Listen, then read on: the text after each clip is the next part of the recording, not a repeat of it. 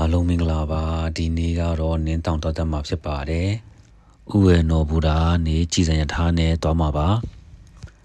အခုတော်တက်မဲ့နင်းတောင်ကတူချိုကနေဆိုလို့ရှိရင်ကြည်စံထားနဲ့တွားမှာအဆင်ပြေမှာပါတကယ်လို့ဘက်စကနဲ့တွားခြင်းနဲ့ဆိုလို့ရှိရင်တော့နောက်ကြမှာထွက်တဲ့အတွက်ကြောင့်မို့လို့ဟိုဘက်မှာတော့တညအိပ်ဖို့တော့လိုအပ်ပါတယ်ကျွန်တော်က6:34ကြည်စံရထားနဲ့တွားခဲ့တာပါကြည်စံရထားကနေ့တစ်ခုပေးရမှာဆိုလို့ရှိရင်လူများတဲ့အတွက်ကြောင့်မလို့ကြိုတင်ဘုတ်ကင်လုပ်ထားတာတော့ပိုကောင်းပါတယ်တခြားချိန်တွေသွားမယ်ဆိုလို့ရှိရင်တော့ဘုတ်ကင်လုပ်စရာမလိုလဲရနိုင်ပါတယ်ကြည်စံရထားကတော့ခက်မှန်ကြီးတနိုင်လောက်တော့စီးရတယ်မနက်9:40မိနစ်မှာတော့စာကူတိုင်းရာဘူရာကိုရောက်လာပါပြီဒီဘူရာနေပြီးတော့မှပဲဘက်ကားပြန်စီးရမှာပါဘက်ကားစီးမဲ့ချိန်ကလည်းလူတွေအတွက်ကြောင့်မလို့ဘူရာနဲ့တဝိုက်ကိုလဲပတ်ကြည့်နေပါတယ်ဒီဘူရာကလည်းနေရဘူရာလေးပါပဲဘာမှတော့တိတ်မရှိပါဘူးဘူရာရောက်လို့ရှိရင်အရင်ဆုံးကိုဘက်ကားစီးမဲ့နေရာကိုတွားကြည့်ပါတယ်ဘက်ကားစီးမဲ့နေရာတော့နံပါတ်3မှာဘက်ကားလက်မကကားပေါ်မှာလည်းဝယ်လို့ရပါတယ်ကျွန်တော်ကစိတ်ပူတဲ့အတွက်ကြောင့်မလို့ online ကနေဝယ်ထားလိုက်တာပါမနက်8:35မှာဘက်ကားကစထွက်ပါတယ်ဘက်ကားကမနက်ပိုင်းဒီစီးပဲရှိပါတယ်နေ့လယ်ပိုင်းမှာဒီစီးရှိတဲ့အတွက်ကြောင့်မလို့မနောက်ကျဖို့တော့လိုအပ်ပါတယ်နောက်ကျတော့လို့ရှိရင်တော့နေ့ချင်းပြန်တောင်တက်လို့မရတော့ပါဘူးဘက်ကားကအရင်ဆုံးမြို့တဲကိုဖြတ်ပြီးတော့မှပဲတောင်ပေါ်ကိုတွားနေတာပါဒီနေရာနေစပြီးတော့မှပဲတောင်တက်လန်းတွေကိုမောင်းနေပါတယ်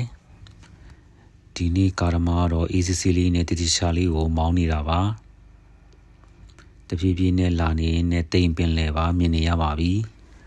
ဒီနေ့ရာဒီဥရုကတော့တိတ်တော့မကောင်းပါဘူးဒါပေမဲ့တဖြည်းဖြည်းနဲ့နေတာလာပါတယ်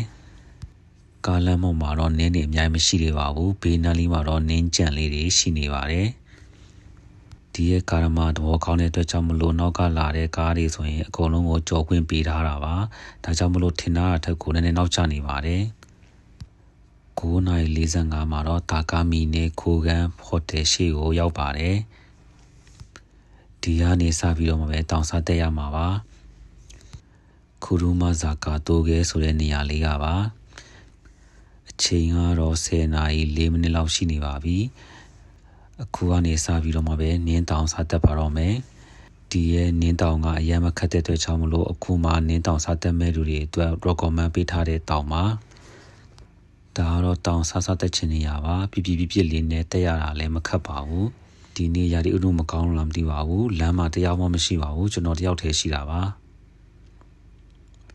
တယောက်တည်းရှိတော့လဲစိတ်ထဲမှာတော့တမျိုးကြီးဖြစ်နေပါတယ်ဒီနေ့လာတက်မိတာမားရပြီလားလို့တော့တွေးမိနေပါတယ်ကားပေါ်မှာတော့တောင်တက်မဲ့ပုံပေါ်တဲ့အတွေ့နဲ့တွေ့တော့တွေ့ပါတယ်အဝတ်စားတွေပြင်ဆင်တဲ့အချိန်မှာလည်းတွေ့ပါတယ်ဒါပေမဲ့သူတို့တွေဘယ်ရောက်နေလဲမသိပါဘူးကျွန်တော်ကတော့အရင်ဆုံးထွက်လာလိုက်ပါတယ်အပူချိန်ကတော့အနုတ်30ကျော်မယ်လို့ထင်တယ်တော်တော်ကြီးကိုအေးတယ်ဒါကြောင့်မို့လို့နင်းတောင်တက်မယ်ဆိုလို့ရှိရင်တော့တေချာအနှွေးထည်လေးတွေကိုပြင်ဆင်ထားတင်ပါတယ်အခုထီကတော့ခက်ခဲတောင်တက်ရတာမျိုးတော့မရှိသေးပါဘူးပုံမှန်တောင်တက်တယ်လို့အတိုင်းပါပဲယာရီဥဒူအေးတာတစ်ခုပါပဲအဓိကတော့ခြေထောက်တွေလက်တွေဒီမျက်နှာတွေအဲ့ဘက်တွေကတော့ပို့ပြီးတော့အေးပါတယ်တောင်တက်နေတာအခုထီကိုလူတယောက်မှမတွေ့သေးပါဘူးတောင်တက်တဲ့လူတွေရောတောင်ဆင်းတဲ့လူတွေရောတယောက်မှမရှိသေးတာပါကျွန်တော်အရင်ကလည်းနင်းတောင်တက်ပူပါတယ်အဲ့ဒီတော့ကတော့အဖွဲနဲ့တက်တာပါတယောက်ထဲတက်တာတော့ဒါပထမဆုံးပါပဲဒါကြောင့်မို့လို့လည်းအရန်မခတ်တဲ့တောင်ကိုရွေးလိုက်တာပါနင်းတောင်ဆိုတာကလည်းအနေရများပါတယ်တကူဖြစ်လို့ရှိရင်ကိုယ်ဘယ်သူမှလာကယ်မဲ့လို့မရှိနိုင်ပါဘူးဒါကြောင့်မို့လို့ကျွန်တော်တယောက်ထဲဖြစ်နေတာကိုနည်းနည်းတော့စိတ်ပူနေမိတာပါရာဒီဥဒုကလည်းတိတ်မကောင်းဘူးလမ်းမှာလည်းလူတယောက်မှလည်းမတွေ့ပါဘူးဒါပေမဲ့တဖြည်းဖြည်းနဲ့အရှုခင်အရန်မိုက်တဲ့နေရာကိုရောက်လာပါပြီရာဒီဥဒုကလည်းကောင်းလာပါပြီကြည့်လိုက်ပါဦးနော်တော်တော်ကြီးကိုမိုက်ပါတယ်အဲ့ဒါနဲ့ကျွန်တော်တောင်ဆက်တက်လာပါတယ်နင်းနေရာတော့နည်းနည်းကျနေတယ်အခုထီတက်နေရတဲ့လောက်ကတော့အရန်ခက်ဘာမှမရှိပါဘူးပုံမှန်တောင်တက်လန်တိုင်းမှာပဲနင်းနေရှိတာတခုပဲပေါ့နော်တောင်တက်နေနဲ့ဆူတောင်းမိတာတခုကတော့ရာဒီဥဒုကောင်းပါစေနေတာပါစေဆိုပြီးတော့ဆူတောင်းနေတာပါဒါမဲ့လည်းလွယ်တော့မလွယ်ပါဘူးရာဒီဥဒုကအစတွေကမကောင်းဖြစ်နေတဲ့အတွက်ကြောင့်မလို့ပါအဲ့ဒီလုံးနဲ့ပဲနင်းတောင်ကိုဆက်ပြီးတော့မှပဲတက်လာပါတယ်ဒီမှာတော့ဒီလိုတစ်ပင်နေခြားထဲမှာတွေတက်ရတာတော်တော်ကြီးကိုမိုက်ပါတယ် တောင်တက်ကတော့အရင်ကြီးခတ်ခဲတာမျိုးတော့မရှိသေးပါဘူးပြပြလေးရဲ့နည်းပါးတောင်တက်ရတာရှိပါတယ်နောက်ပြီးတော့မှဒီလိုတစ်ပင်နေကြတဲ့မှာတက်ရတာပါတကယ်ခုထီကိုလူတရားမှမတွေ့တဲ့အတွက်ကြောင့်မလို့ထူးဆန်းနေတာပါဒီတောင်ကပြောရမယ်ဆိုလို့ရှိရင်လူသက်များတယ်လို့လည်းပြောကြပါတယ်ဒါကြောင့်မလို့ဒီတောင်ကိုရွေးလိုက်တာပေါ့နော်ဒါပေမဲ့လည်းတရားမှမတွေ့သေးတာပါရာဒီဥရုကလည်းတွေ့တဲ့အတိုင်းမှာပဲမြူတွေနဲ့စိုင်းနေတာပါအဲ့လိုတက်လာနေရင်လည်းပဲဒီနေရာကိုရောက်လာပါတယ်ဒီနေရာကတော့အရေးပေါ်နားနေတဲ့နေရာလေးပါ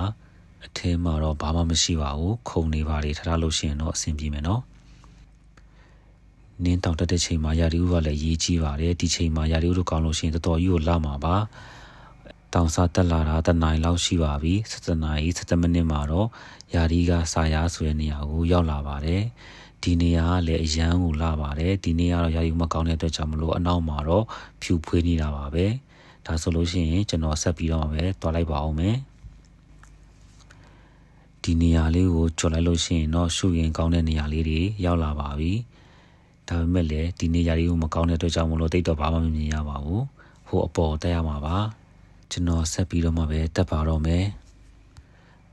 နင်းတောင်တက်တယ်ဆိုလို့ရှိရင်တော့အရန်ခက်ခဲတယ်လို့ထင်ကြမှာပါတကယ်လည်းခက်ခဲပါတယ်ဒါပေမဲ့ဒီလက်တောင်ကတော့အရန်ခက်ခဲတဲ့တောင်မဟုတ်တဲ့အတွက်ကြောင့်မလို့တော်တော်ကြီးကိုတက်ရတာအဆင်ပြေတယ်လွယ်ပါတယ်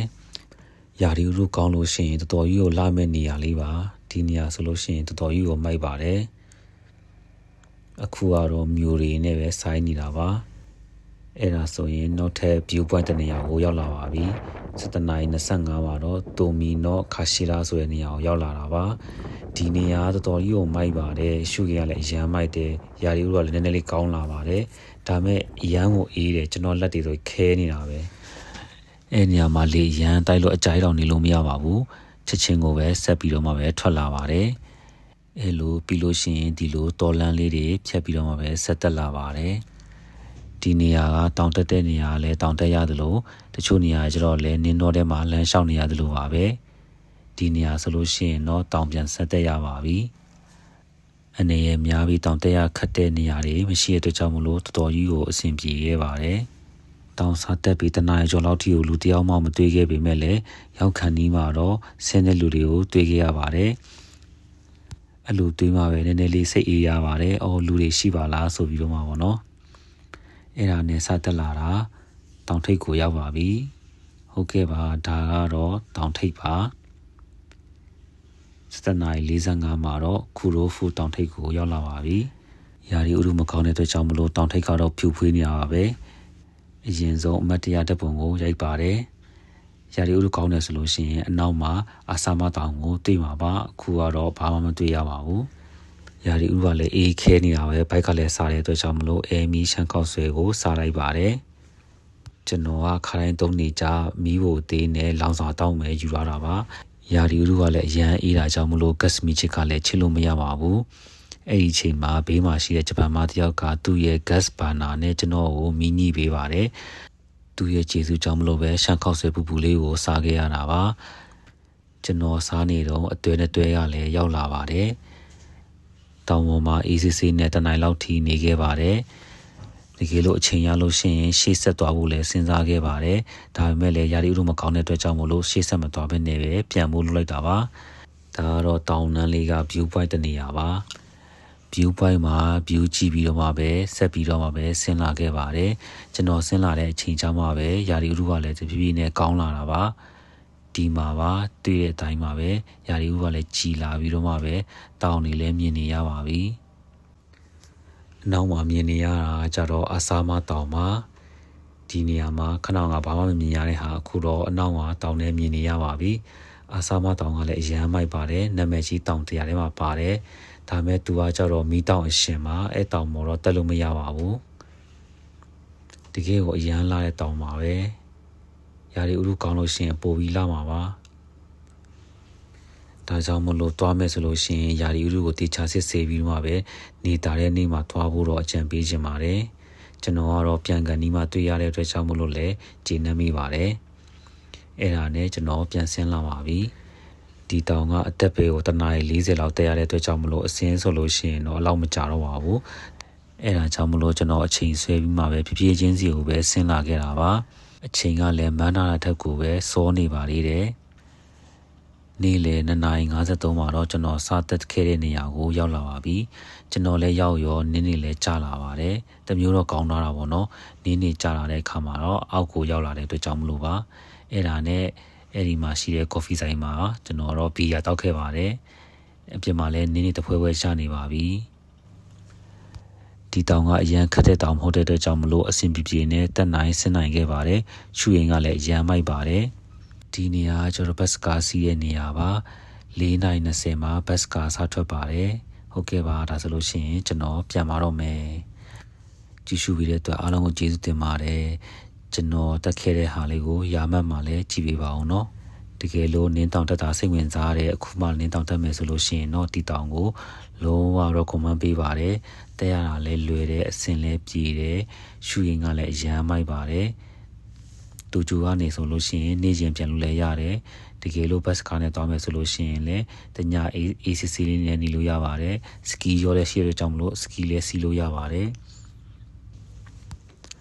ပြောဖို့တခုကြံခဲ့တာကတော့ဘတ်စကားရှင်ဂျူခုတီကိုရောက်ပါတယ်ဟုတ်ကဲ့ပါဒါဆိုလို့ရှိရင်ဒီဗီဒီယိုကိုဒီမှာပဲပြီးလိုက်ပါတော့မယ်ကြည့်ရှုပေးတဲ့အတွက်ကျေးဇူးတင်ပါတယ်ဘိုင်ဘိုင်